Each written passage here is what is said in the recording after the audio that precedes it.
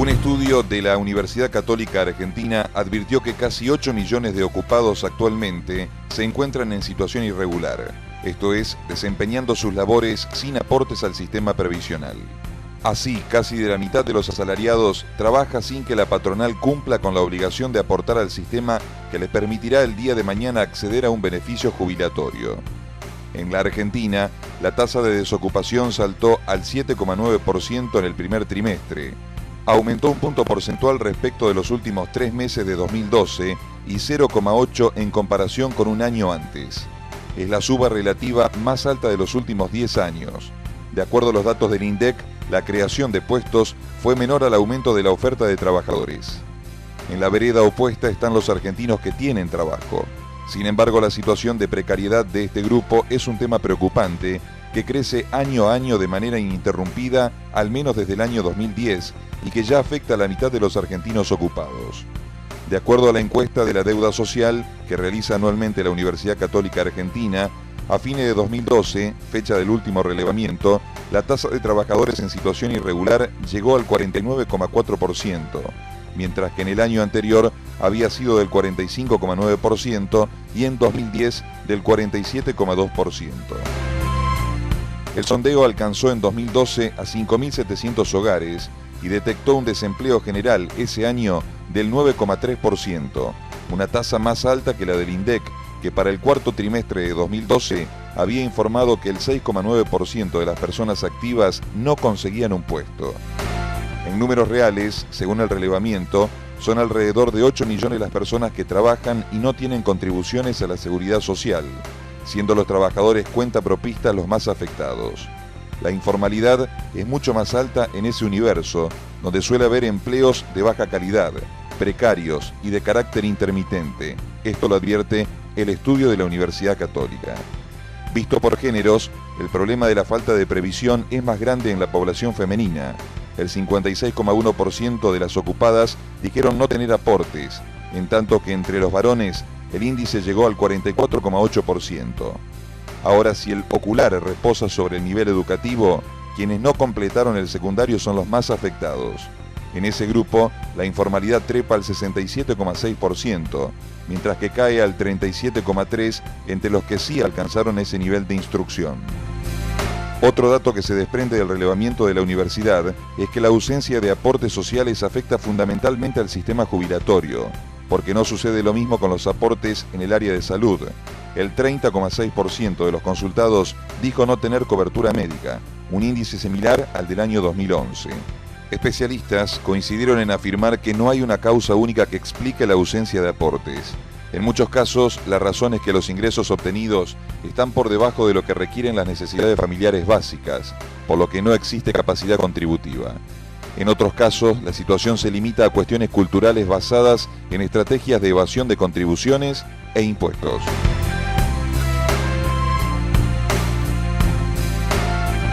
Muy bien, vamos a tratar de analizar algunos aspectos de este tema que, como decíamos, es sumamente preocupante con la doctora Victoria Costa, que es abogada y docente de la Universidad. Sus acreedores es un poco cultural también. Y después la carga impositiva también es muy fuerte, porque en materia de salarios hay que calcular que el empresario sobre lo que paga de salario tiene que agregar alrededor de un 30-32% por encima del salario para el ANSES solo en materia de remuneraciones.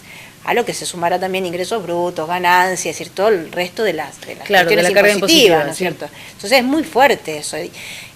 A los empresarios dicen que más o menos el 50% de sus ganancias se las lleva el Estado. Entonces esto, bueno, como no hay un beneficio directo, es decir, porque a lo mejor cuando uno habla de un proveedor tiene un beneficio directo porque le da la materia prima para hacer sus actividades, pero en lo que le paga al Estado no hay un beneficio directo. Claro, y a veces uno sospecha que cae en un saco roto o se lo lleva alguno que no se lo tiene que llevar, ¿no? Claro, además es eso, ¿no? Porque cuando uno ve que el Estado da respuestas a las necesidades de la gente, entonces uno aporta con orgullo a su Estado, que le está brindando un buen servicio, que le está brindando buenas prestaciones. Pero claro, cuando uno ve que la plata se desvía para otras cuestiones, es decir, yo sin entrar en cuestiones digamos, de valoración política, ¿no? Porque esto no quiero que se confunda, ¿no? Pero no, está bien, pero los ciudadanos tenemos el derecho, que si tenemos que recurrir al hospital público, que mantenemos todos, por lo menos haya los medicamentos que necesitamos, o haya los profesionales que necesitamos que nos atiendan. Si salimos a la calle, tenemos derecho que un policía nos cuide para que no nos maten para robarnos 50 pesos y toda esta cuestión. Claro, que los chicos que no pueden pagar una escuela privada puedan ir a una escuela pública y puedan tener un buen nivel de enseñanza, ¿no? Cuestiones elementales. Seguro, sí. Bueno, acá es interesante también saber cuáles son nuestros derechos y los derechos que tenemos a que se realicen estos aportes. ¿Cómo puede saber un empleado que está en este momento mirando el programa que dice, tal vez a mí no me están realizando los aportes? ¿Puede llegar él a saber esta información? Sí, el empleado, esté o no esté registrado, seguramente tiene un CUIL, porque lo necesita para la asignación de hijo, lo necesita para hacer algún trámite. El CUIL generalmente... Es un número de identificación fiscal. Seguro que eso lo tiene. Con ese CUIL puede sacar una clave fiscal o no por internet, puede pedir ayuda para que alguien lo haga, depende, digamos, del manejo que se tenga de la informática.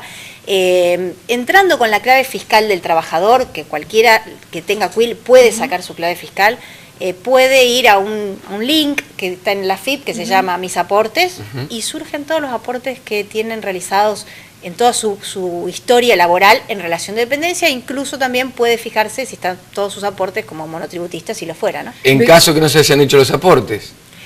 Bueno, en caso de que no se hayan... Bueno, hay que ver, porque hay que ver si el trabajador está dispuesto a llegar a una controversia con su empleador estando vigente el vínculo laboral. Entonces, eso es muy complicado. No obstante, tiene las posibilidades de recurrir a los organismos de control, que son el Ministerio de Trabajo de la provincia o el Ministerio de Trabajo de la Nación, para que ellos se encarguen de realizar las inspecciones correspondientes. La idea es que cuando el Ministerio hace una inspección, realice no solo con el ánimo de recaudar y multar al empleador, sino que haga una inspección, detecta que hay trabajadores no registrados y vuelva en 15 días, en un mes, para ver si se regularizó la situación. Eso incluso se puede hacer de manera anónima. Es decir, hay un 0800 en la provincia que pueden llamar y denuncian que en tal empresa hay trabajo no registrado, y los inspectores van a la empresa y lo labran acta de la situación. Victoria, hacía referencia que, en los países desarrollados y que tienen las cosas un poquito más claras que nosotros, la relación entre activos y pasivos es 7-1 aproximadamente, y que en la Argentina estamos en 2 o 3 contra 1. ¿Se puede hacer alguna predicción de qué puede llegar a pasar? ¿Hasta cuánto puede aguantar un sistema que está evidentemente con los números al límite y cerrando, cerrando deficitariamente año tras año? A mí me parece que en materia previsional se camina hacia el déficit, siempre, porque la población crece, la edad etaria, el nivel de vida crece, y la gente que se jubila a los 65 ya no fallece a los 75, a los 80, cada vez vive más, entonces el Estado tiene que sostener la jubilación más tiempo, y la población económicamente activa tampoco crece lo que debería crecer. Quizás en los países desarrollados, que hay, que se desarrollan sobre todo a partir de la industria y de la gran cantidad de puestos de trabajo que hay, esta proporción existe. En nuestro país, mientras no se desarrolle la producción realmente a gran escala, y podemos decir, tenemos una industria nacional muy fuerte que desarrolla todos los procesos productivos y que realmente da mucho empleo, yo lo veo medio difícil. Y incluso en un proceso de gran expansión económica, donde podemos decir, como fue a partir del 2003 en adelante, que la sustitución de importaciones, se crearon puestos de trabajo, que fue, hubo un crecimiento real, aún así también, la verdad es que... Esta situación de la que estamos hablando no se revirtió. Y no se va a revertir tampoco. Para mí, yo creo que esto no se revierte porque la gente sigue viviendo cada vez más años y no hay tantos puestos de trabajo, ni se crean tantos puestos de trabajo. Aunque, la población crece, es decir, vegetativamente la población aumenta, es decir, debería haber más, pero no sé si se podría revertir o acrecentar tanto la proporción de activo-pasivo. Hablamos de un sistema quebrado con cientos y cientos de demandas que esperan ser resueltas por la justicia, miles, ya... se habla de 500.000 de demandas. Claro, escuchaba el otro día que en uno de los juzgados Capital Federal han trasladado los expedientes porque no aguanta el edificio la cantidad de papel que hay, por ejemplo, de los juzgados de presentaciones por jubilaciones mal liquidadas y por reclamos judiciales de pasivos, ¿no? Sí, en realidad, no es un dato menor. En realidad el ANSES no es que liquida mal, lo que pasa es que los jubilados lo que reclaman es que liquiden justamente, lógico. Es decir, de acuerdo a lo que la Constitución manda, que es una jubilación digna. Hoy, entonces, ¿cuánto se cobra de una jubilación respecto, cuál es la proporción de que se cobra en concepto de haber jubilatorio respecto del sueldo que cobras cuando sos activo? Y para la gran mayoría de los trabajadores del ámbito privado, alrededor del 30-35% de lo que se está cobrando como activo. Es decir, no de los trabajadores públicos que tienen otro sistema, incluso dentro de los privados, dentro del ANSES misma, el nacional mismo, hay algunos con más suerte que otros, que tienen el 82% garantizado, que son los judiciales y los docentes universitarios. Pero en el caso de los docentes universitarios, los sueldos de los docentes universitarios no son tan buenos. Entonces, la verdad no quiero hablar mal, porque en realidad cuando uno llega a la edad jubilatoria, el docente es docente titular, exclusivo, con mucha antigüedad, entonces es más o menos digno. ¿El 30%? El 30% para la mayoría de los trabajadores. No voy a jubilarme y voy a empezar a sacar cuentas desde ahora. Con respecto a un tema también que es muy importante de tener en cuenta, que tiene que ver justamente con el cambio en el trabajo, que está pasando en todo el mundo. El trabajo en relación de dependencia está disminuyendo y cada vez los emprendedores van surgiendo, los jóvenes se dedican a proyectos propios, son autónomos. ¿Cómo es la cultura tributaria en los autónomos? Y los autónomos tienen que tributar, porque los autónomos tienen la obligación de facturar. Claro, y ahí se cobra el aporte provisional. Y ahí tributan en el caso que corresponda monotributo. Es más fácil. Si ya es un volumen más importante, tienen que irse al IVA exento o al IVA inscripto, depende de lo que corresponda. Claro. Entonces, necesitan sí o sí cumplir para poder funcionar no obstante, en la legalidad, ¿no? Seguro, no obstante que hay una gran cantidad de gente que vive de sus oficios, que tampoco le alcanza mucho para tributar, entonces... y hay muchos que figuran como monotributistas y que son empresarios que facturan un montón. Sí.